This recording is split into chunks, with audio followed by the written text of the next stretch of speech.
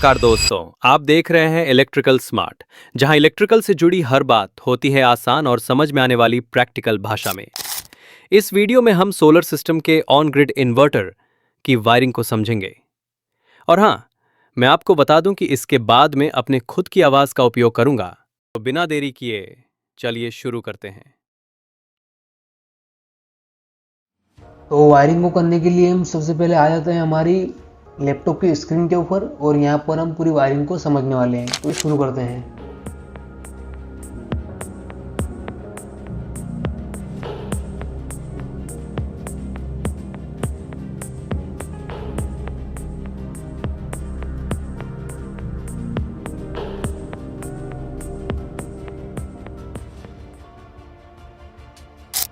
तो यहाँ पर हमारी अर्थिंग की वायरिंग कंप्लीट हो चुकी है। देखिए यहाँ पर हम समझते हैं, ये हमारा पहला अर्थिंग है। इसको हमने कहाँ पे दिया है, हमारे एले में। एले में कहाँ ये क्या काम करेगा, जो हमारी आसमान से बिजली गिरेगी तो वो उस एले पे गिर के ग्राउंड हो जाएगी। जो हमारे पैनल लगे हुए हैं तो इन पे भी बिजली गिर सकती है। इसको ऊपर बिजली ना गिरे इसके लिए हम एले को लगाते हैं और एले को हम पैनल से ऊपर लगाते हैं। ठीक है, तो यहाँ पर हमने सबसे पहला अर्थिंग हमारे एले में दे दिया है। दूसरा अर्थिंग यहाँ पर हमने हमारे डीसी-डीवी बॉक्स में दिया है और डीसी-डीवी बॉक्स से ही हमने एक वायर उठाकर यहाँ पर दे दिया है हमारे स्ट्रक्चर में। अब हमने यहाँ पर ये वाला वायर उठाकर यहाँ पर हमने क्यों दिया है, देखिए ये हमारा जो अर्थिंग है उसको हमने सबसे पहले कहाँ पर कनेक्ट किया, डीसी में। और डीसी में यहाँ पर हमारा नाम से समझ में आ रहा होगा कि ये डीसी के लिए बॉक्स है। क्या, किस लिए, डीसी करंट के लिए। तो हमारे जो पैनल से जो इलेक्ट्रिसिटी बनती है वो भी हमारी डीसी बनती है, इसलिए इसके फ्रेम के ऊपर और इसके स्ट्रक्चर के ऊपर जो लीकेज करंट होगी वो भी हमारी डीसी करंट होगी। इसके लिए हमने इसको एक ही में कर दिया है। और डीसी-डीवी बॉक्स में क्यों हमने अर्थिंग को लगाया है, यहाँ पर हमारी एचपीटी लगी होती है। इससे क्या होता है कि जो हाई वोल्टेज बनती है या फिर कुछ प्रॉब्लम की वजह से वोल्टेज कभी ज़्यादा बन जाती है तो उसको ये एचपीटी ग्राउंड कर देता है, ताकि जो हमारे इन्वर्टर को एक सेफ्टी मिल सके। और तीसरा अर्थिंग हमने किया हुआ है हमारे एसी-डीवी बॉक्स में। एसी-डीवी बॉक्स में करने से ही हमारा जो अर्थिंग है वो एसी अर्थिंग बन चुका है। और इसमें भी सेम यहाँ पर हमारी एक एचपीटी लगी हुई है। अगर ये एसी साइड में अगर हमारे ज़्यादा वोल्टेज आती है तो ये जो वोल्टेज है वो ग्राउंड हो जाएगी। और यहाँ पर हमने इन्वर्टर को भी दिया है। देखो इन्वर्टर क्या काम करेगा, इन्वर्टर डीसी से एसी बनाएगा। तो एसी में बनाने में क्या होगा, इसके बॉडी के ऊपर भी एसी करंट लीकेज होगी।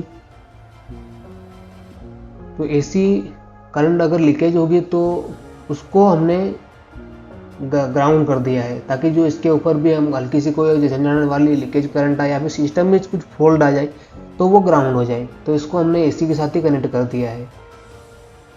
तो आप इस वीडियो में समझ चुके हैं। तो इस तरह से हम अर्थिंग की वायरिंग को करते हैं। अब दूसरी चीज़ हम यहाँ पर सिर्फ एसी और डीसी की वायरिंग को समझेंगे।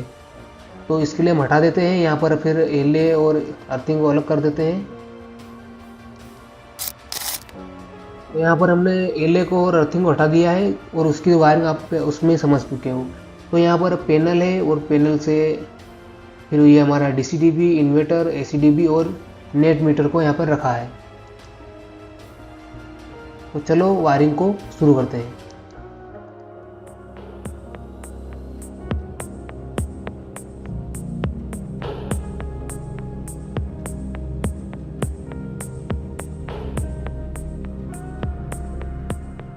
ये हमारी डीसी वायरिंग और एसी वायरिंग भी कंप्लीट हो चुकी है। तो आइए अब इसको भी विस्तार में समझ लेते हैं। यहाँ पर हमारे पैनल है, पैनल से जो बिजली बनती है वो डीसी बनती है। उसको सबसे पहले हमने कहाँ पे कनेक्ट किया हुआ है, डीसी-डीवी बॉक्स में। और वहाँ से फिर हमने यहाँ पर इन्वर्टर को दे दिया है। अब यहाँ पर थोड़ा सा कंफ्यूज होने की ज़रूरत नहीं है आपको। यहाँ पर इन हमें हमेशा फ्यूज में करना होगा। जहाँ हमारी सोलर से जो आते हैं वायर उनको फ्यूज, और इसके पास में ये कनेक्टर लगा होता है, उस कनेक्टर में आपको इन कर देना है। उसके बाद इसके पास से ही यहाँ पर ये आउट हो रहा है, तो इसमें हम यहाँ से आउट निकालेंगे, वो हमारे इन्वर्टर को दे देंगे। अब इसका जो पर्पस है लगाने का एसी-डीवी का, सिर्फ सेफ्टी के लिए लगाते हैं हम इसको, ताकि जो यहाँ पर एक फ्यूज भी लगा होता है, हमारे HPD लगी होती है, तो भाई कुछ अगर ज़्यादा कुछ प्रॉब्लम हो जाए, फॉल्ट हो जाए, तो ये हमारा फ्यूज हो जाए। और HPD का काम क्या है, जब हाई वोल्टेज अगर आती है तो वो उस वोल्टेज को ग्राउंड कर देगा। तो इसका सिर्फ पर्पस लगाने का है कि हमारे सिस्टम को सेफ्टी वो मिल सके।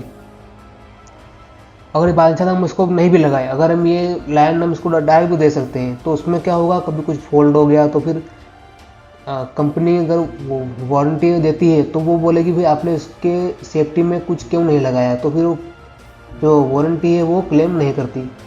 तो इसको लगाने के लिए इसको लगाना बहुत ज़रूरी है और इसलिए हम इसको लगाते हैं। तो समझ चुके होंगे आप कि यहाँ पर आपको उल्टे कनेक्शन बिल्कुल भी नहीं करने हैं। जिस तरह आप इन कर रहे हो उस तरह से आउट निकाल के आप इन्वर्टर में देना होता है। अगर आपको कंफ्यूजन हो तो आप बार बार चेक करिए। अगर इस लाइन ये DC साइड होता है, इसमें रिस्क ज़्यादा होता है और इसमें करंट लगने का भी चांस ज़्यादा होता है। तो मान लीजिए 230 वोल्टेज हमारी AC साइड है और 230 वोल्टेज हमारी DC साइड है, तो DC ज़्यादा खतरनाक होगी। तो आपको मल्टीमीटर से हमेशा चेक करना चाहिए। मल्टीमीटर में जब आप चेक करोगे तो उसमें क्या हो, माइनस पॉइंट बताता है अगर आप गलत कनेक्शन करते हो। अगर माइनस पॉइंट नहीं बताता है तो उसका मतलब आपने कनेक्शन सही किया है। और फाइनली करने के बाद भी आप इस कनेक्टर को निकाल के फिर कनेक्टर में वोल्टेज चेक कर लें, उसके बाद ही कनेक्टर को लगाएं। और इसके ऊपर भी लिखा होता है प्लस नेगेटिव, आप उसके हिसाब से कनेक्शन कर लेना। तो भाई इस तरीके से यहाँ पर हम DC साइड कंप्लीट कर देते हैं। उसके बाद आता है हमारा AC साइड। अब AC से जो ये इन्वर्टर से जो आउट होगी करंट, उसको हम इस कनेक्टर में जोड़ेंगे। और इस कनेक्टर को जोड़ने के बाद फिर हमारी जो यहाँ से आउट निकलेगी वो MCB से मीटर में जाएगी। हाँ, हम इसमें आपका डाउट ये भी आ रहा होगा कि भाई इसको यहाँ पर इतना हमने घुमा क्यों दिया है, वायर को यहाँ पे लगा देते हैं इसको। तो जो यहाँ पर हमारे AC/DB बॉक्स बन के आते हैं रेडीमेड, तो उसमें ही ये चेंजेस होते हैं। तो हम ज़्यादा कुछ अपने से चेंज नहीं करते, जैसे आते हैं वैसे हम इसको लगा देते हैं। तो हम यहाँ ऐसा भी कर सकते हैं कि जो हमारी MCB है इसको यहाँ पर लगा देते हैं और इसको यहाँ पर लगा देते हैं, तो काफ़ी अच्छा रहता है यहाँ पर समझने में। तो ठीक है, मैंने ये वायर को भी कलर को अलग बदल दिया है। पीला हमारा फेस है और ब्लू वायर को हमने न्यूट्रल में ले लिया है ताकि आप समझ सकें। यहाँ पर मैं एक कलर के वजह वायर ले रहा था तो इसमें थोड़ी प्रॉब्लम आ रही थी यहाँ पर, तो आप ऐसे ही समझ सकते हो। जैसे ही हमारी मेन सप्लाई आती है वैसे ही हमारा इन्वर्टर अगर दिन के समय में है तो इलेक्ट्रिसिटी जनरेट करके दे देगा। तो उम्मीद है दोस्तों आपको इस वीडियो में काफ़ी कुछ समझने को मिला होगा। महाकाल का ठोक लीजिए, 5000 लौटे दिख जाना चाहिए। ये 4000 के लिए मैं यहाँ पे नहीं खड़ा हूँ।